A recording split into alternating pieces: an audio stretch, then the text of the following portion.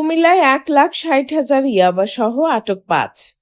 কুমিল্লায় জেলা গোয়েন্দা পুলিশের ডিবি বিশেষ অভিযানে ১,৬০,০০০ পিস ইয়াবাসহ ৫ জনকে আটক করা হয়েছে।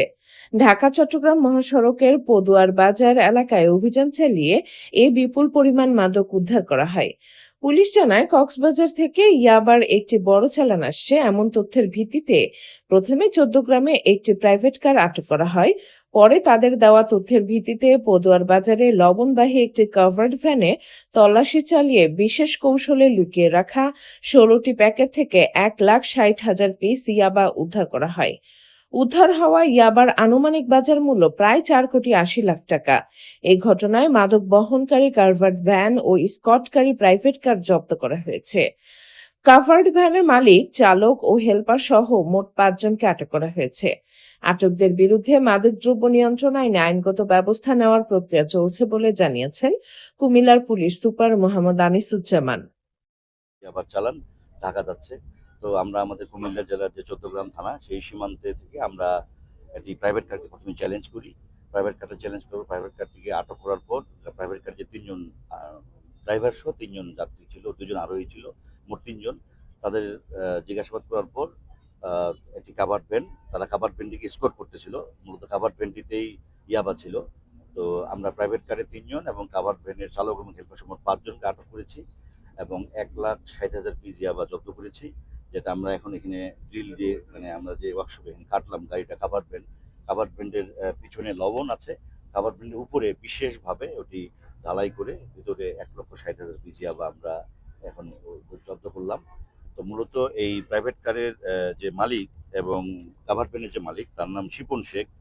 সেই কক্সবাজার থেকে এই কাভার্ড ভ্যানটিকে স্কট করতেছিল, মানে কাভার্ড ভ্যানে ইয়াবা ছিল এবং সে প্রাইভেট কার নিয়ে সামনে আস্তে আস্তে যাচ্ছিল। তো আমরা গোয়েন্দা তথ্যের ভিত্তিতে, আমার তথ্য ছিল, আমরা প্রথমে তাকে আটক করে জিজ্ঞাসা করি, গাড়ি তল্লাশি করি, কিন্তু বলে যে কাভার্ড ভ্যান আছে। তখন কাভার্ড ভ্যানটিও আমরা আটক করি এবং কাভার্ড ভ্যানের যে নাম্বারটি সেটি ভুয়া নাম্বার প্লেট। তো প্রাইভেট কারের যিনি কাভার্ড ভ্যানের যিনি মালিক শিপন শেখ, বয়স ২৫, তার বাড়ি হচ্ছে সিরাজগঞ্জ।